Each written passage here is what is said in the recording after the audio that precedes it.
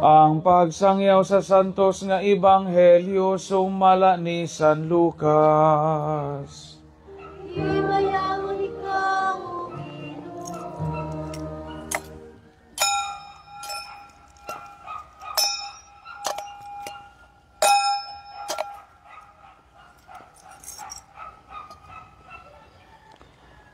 Wala madugay nangandam si Maria og midali pag-adto sa kabungturan sa kalungsod sa Judea. Miadto siya sa balay ni Zacarias ug nangumusta kang Isabel. Sa pagkabati ni Isabel sa pangumusta ni Maria, milihok ang bata sulod sa iyang tiyan. Unya napuno sa Espiritu Santo si Isabel ug misulti sa makusog. Bulahan ka sa tanang mga babayi, bulahan ang bata nga imong ianak. Ngano kaha nga miduaw man kanako ang inahan sa akong Ginoo, kay pagkadungog ko gayod sa imong pangumusta, miulpod sa kalipay ang bata nga akong gisabak.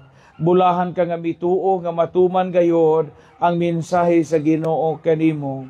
Unya miingon si Maria, nagadayeg ang akong kasing-kasing sa Ginoo ug nagmalipayon ang akong kalag tungod sa Dios nga akong manuluwas. Ang Ebanghelyo sa Ginoo. Dayon ikaw, O Kristo.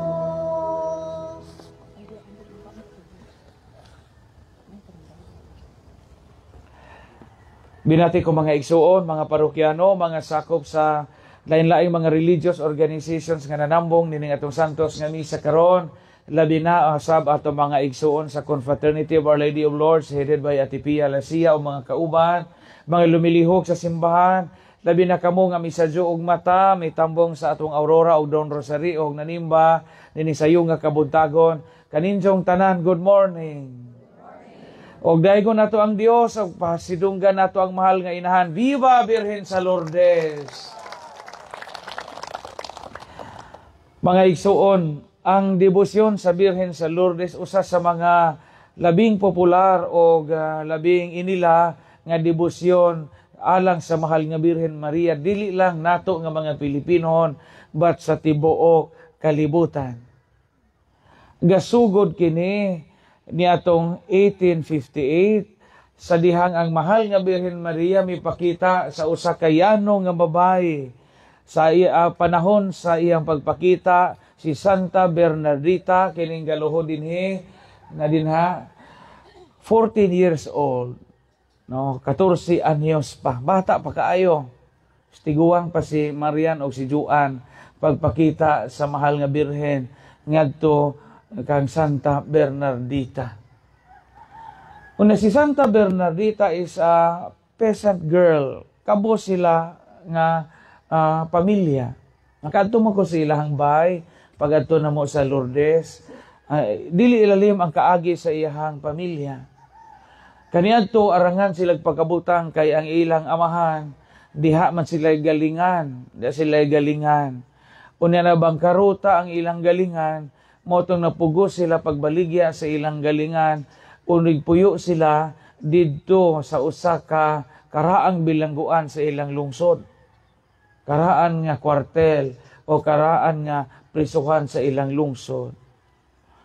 Hangtod nga samtang si Santa Bernardita ning adto didto aron mangahoy didto sa kilid sa langob mo nang nasa Gusos sa langob sa Masabili o Masabi, didto nakadungog sa usa ka tingog kilid sa suba. Kunya didto nagasugod ang mga pagpakita sa mahal nga Birhen.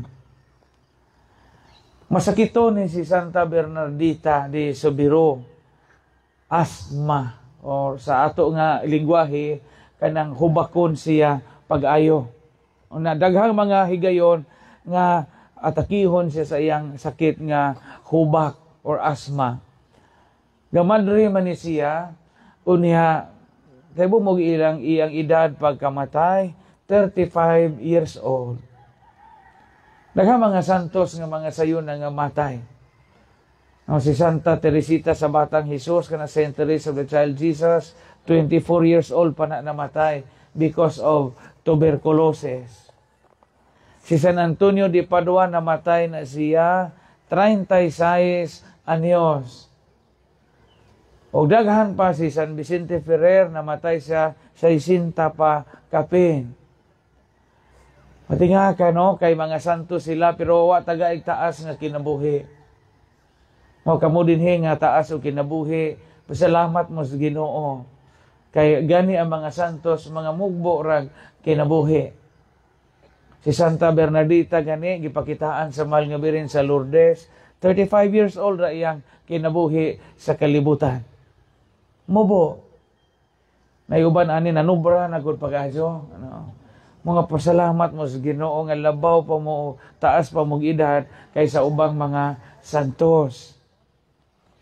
Karon, unsa man ang mensahe sa pagpakita sa mahal nga Birhen sa Lourdes? Maglibog ta usahay kay ang mahal nga Birhen sa Lourdes, titulo na samtang ang mahal nga Birhen Maria gapakita dito sa Lourdes, France. Pero pagpakita sa mahal nga Birhen dito sa Lourdes, France, iyang gipaila nga siya mao ang Birhen de la Immaculada Concepcion. Mao nga kining Birhen sa Lourdes, mao na ang iyang pagproklamar nga siya Birhen de la Immaculada Concepcion. Nasabtan ninyo? Gipaila niya iyang kaugalingon ngadto ni Santa Bernardita nga I am the Immaculate Conception. Mao bitaw na mao forma ang Birhen sa Lourdes ug ang Birhen de la Immaculada Concepcion. Kaya ang mahal nga Birhen may gaingon nga ako ang Birhen de la Immaculada Concepcion, Birhen nga wa gipanamkon sa buling sa sala. Kay adto mga tuiga pod, adto mga panahona, dihay usa ka mga panghunahuna nga diin dahay daghang mga tawo nga wa mutuo sa Birhen nga gipanamkon nga way buling sa sala. Unya mao to nga pagproklamar sa mahal nga Birhen nga siya mao ang Immaculada Concepcion, gitataw niya, giklaro niya nga tinuod gayod ang dogma o pagtulunan sa simbahan nga ang mahal nga Birhen Maria wala mabulingi sa sala nga panulundon nga naila nga gitawag og original sin. Kanang sa nga nasunod nato gikan sa atong una mga ginikanan si Adan og si Eva. Unya karong adlaw usab gisaulog sa simbahan ang gitawag og World Day of the Sick. Adlaw sa mga masakiton. Usahay makalimtan man nato ni kay inig abot og February ang musud ritso sa tong una-una kay Valentine's Day man. Kay inigabot na to og mall, to may mga kasing-kasing dito gipamitay, inigabot og mga restaurant, to ay mga kasing-kasing nga gipanapot ato mga bongbong, to ay mga Happy Hearts Day, Happy Hearts Month. But sa ato nga kasaulugan sa simbahan, February 11 is World Day of the Sick. So adlaw ron sa mga masakiton, tibuok kalibutan. Giproklamar kini ni San Juan Pablo ikaduha atong sa tupapan ato kaniadto nga karon nahimo ng santos. Sa ato pa di ay niguli ninyo karon kay adlaw maron sa mga masakiton. Bakikaw og karon World Day of the Sick unya duwa nato pakana ang ato mga masakiton. Ato mga masakiton karong adlaw o sa tanang adlaw sa atong kinabuhi tungod kay gipahinumduman kita unsa kadako nga obligasyon pag-atiman og mga masakiton kay ang pag-atiman og mga masakiton usa kini kadakong buhat sa gugma og buhat sa kaluoy. Ang sukdanan kung tinuod batang nahigugma usa sa mga sukdanan kung tinuod batang nahigugma sa usa ka tawo kung ato siyang sagakayon sa mga panahon nga siya dunay balatian. Karon og naay mga kasal, daghaman ta mga tsetsi-buretsi. Usahay magtuo ta nga ang tinuod nga sukdanan o gugma kanang mga labing-labing o kanang mga tusik-tusik, pero ang tinuod nga pagpakita o paghigugma sa katawo kung muunong kita sa panahon nga sila naluya na sa lawas o sa panahon nga kita dunay balatian. Ang tinuod nga sukdanan o gugma, kung nahigugma ba ka tinuod sa imong bana o sa imong asawa, dili ng panahon o kasal o na mga-ex na inyong bukton, nagagatagay mo gridway. Di na maoy hingpit nga sukdanan tinuod ba kang nahigugma. Kay posible nga gihimo ra na nato tungod kay apil na sa right sa wedding party. Ang tinuod nga sukdanan sa pagigugma sa usa ka magtiayon nga to sa iyang bana o sa iyang asawa, dili nang inikasal nato mag-ad-ad tag cake. Hungitan nato na atong asawa, hungitan nato na atong bana, na di matunong ang cake ari kadong sa dunggan o gag-icing to akahili sa atong buna. Dili na. At tinuod nga sukdanan kung hingunong bakag nahigugma baka sa imong bana o asawa, kung sa panahon nga siya magkatai-tai o magkalibang-libang na. O sa panahon nga siya gidialysis na, imo bang giunungan dito sa hospital o imo bang gitabangan nga doktor o matambalan. Ang tinuod nga sukdanan sa tinuod nga paghigugma sa atong ginikanan nga mas nagmasakiton, kung wa na to siya ibalinog sa suok o wa na to itapo sa mga ad sa baboy, aron inigpasirit na to sa atong butakaw, iapil na lamang pagpasirit ng tiguang nga nagkaihi-ihi o nagkalibang-libang. World Day of the Sick.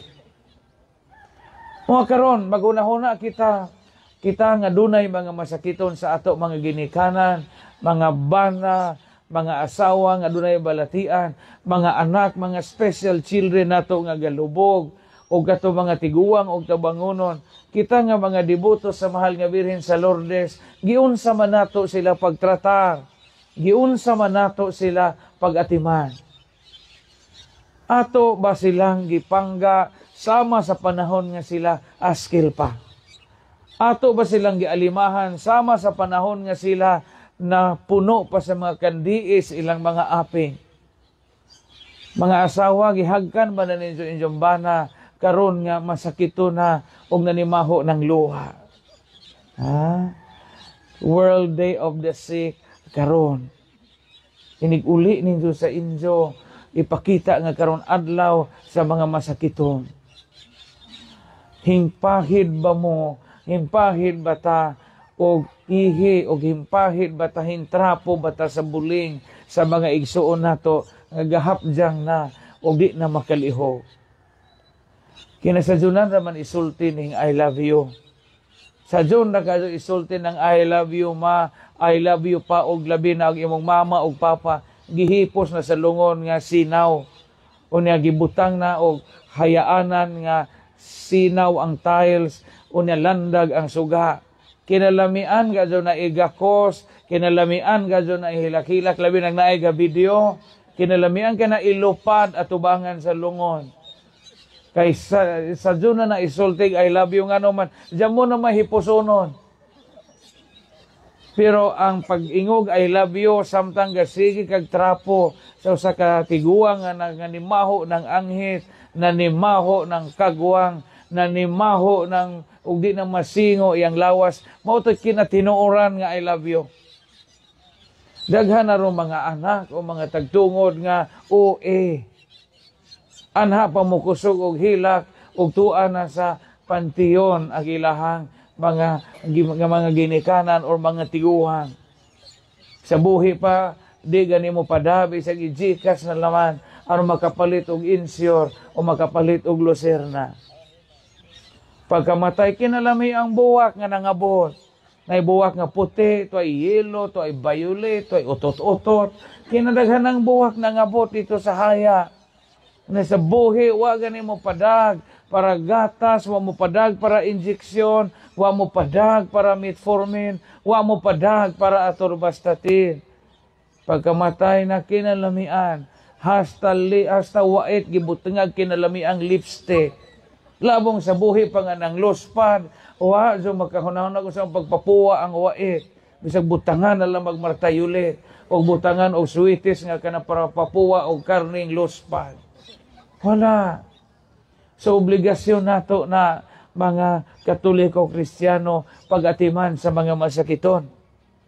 Unya ngano man nga ang World Day of the Sick gisibo man sa piyesta sa mahal nga Birhen sa Lourdes tungod kay usa sa mga dapit nga din daghang mga milagro or healing nga nahitabo mao ang groto sa mahal nga Birhen sa Lourdes sa France nga din di maihap ang mga masakiton nga nangadto didto aron mangitag kaayuhan pinaagi sa mga pangaliya sa Birhen.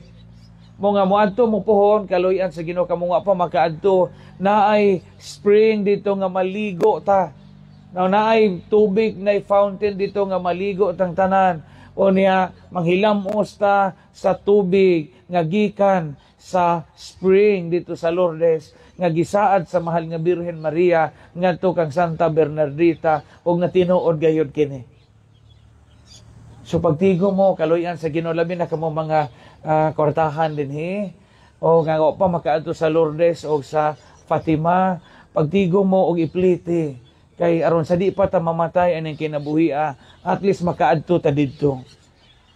Og maglugi mo unya 15 kasako inyong kupras 12 ra ipalit og tinap-an kanang tulo tiguma kada lugi pagtigo mo aron kaluyan sa Ginoo makatigom na ta makaadto mo sa mahal nga Birhen sa Lourdes.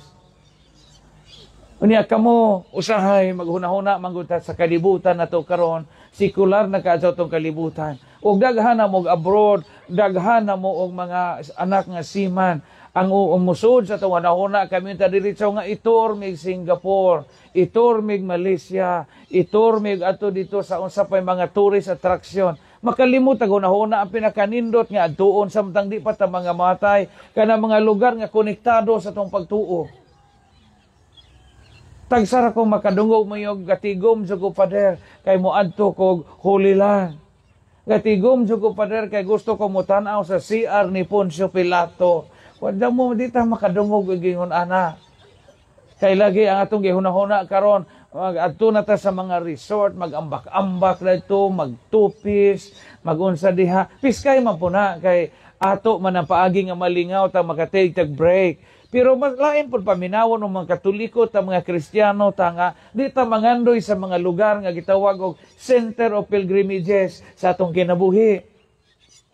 Sa pangandoyan na nakita po mga wa pamadato ug ahuwat pag ano sa marang-arang na may mga religious places o religious sites nga dool ra nato. Silica Minore del Santo Niño, mato tag Birhen sa Simala. Daghang mga tao karon wa na maghunahuna ana. Kailang gihunahuna asa to pinakanindot nga resort nga din ato ko magkabadyo og magsalbabida nga mapurma ahong lawas og mapurma nihong lubot nga igwad murag nigo nga bag-ong gitaphan o humay nga tipasi. Angay na natong hinumduman usahay. Kamo din hingga mga aktipa og mo retire na mo pagahin mo sa inyong lamsam. Pagahin mo portion sa inyong retirement, labi nagwa mo'y mga utang, wa mo'y dagkong gipamayran, pagahin mo para pilgrimage. Kaya pagpahinumdom na nato ang sa mga lugar nga diin, konektado sa itong pagtuo. Labi na jod o gikaluyan sa Ginoo dako mong madawat kay taas mo og pagpanerbisyo.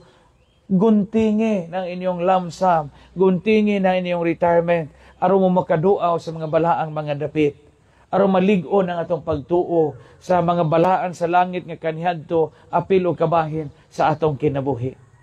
Ang mahal nga Birhen sa Lourdes nagpahinumdom kanato nga sa kanunay ang mahal nga inahan nag-agak o nag-atiman kanato dili lang sa atong kalagnon nga panginahanglan but ang atong relasyon ngadto sa Ginoo. Lawas og kalag ang mahal nga Birhen sa Lourdes ang Immaculada Concepcion naghatag nato sa iyang inahanon nga pagmahal kay ang mga masakiton lawas o kalag nga hatagan og kahigayunan nga mga ayo tungod sa ilang pagtuo. Mga karong adlaw dito sa France mapuno ang Lourdes karon o mga masakiton gikan sa nagalayang dapit sa tibuok kalibutan. Magdag mga wheelchair, magdag mga stretcher, ang uban pang dayungan sa paninguha og pagpaningkamot nga unta ang kaluoy sa Dios pinaagi sa mahal nga Birhen Maria moabot sa ilahang kinabuhi aron mahatagan pa sila dugang kalagsik sa lawas ug kalag. Kita kaluoy sa Ginoo, pasalamati ang Birhen nga kaluoy sa Ginoo maayo pataglawas. Maayo lawas atong mga anak, atong bana, atong asawa, ato nga mga kauban sa pamilya. Unaiampo o ayo pasagdi ang mga masakiton kay karon World Day of the Sick. Di ba, mahal nga Birhen sa Lourdes, atong hatagan pag-usap sa masipang pakpak ang mahal nga inahan.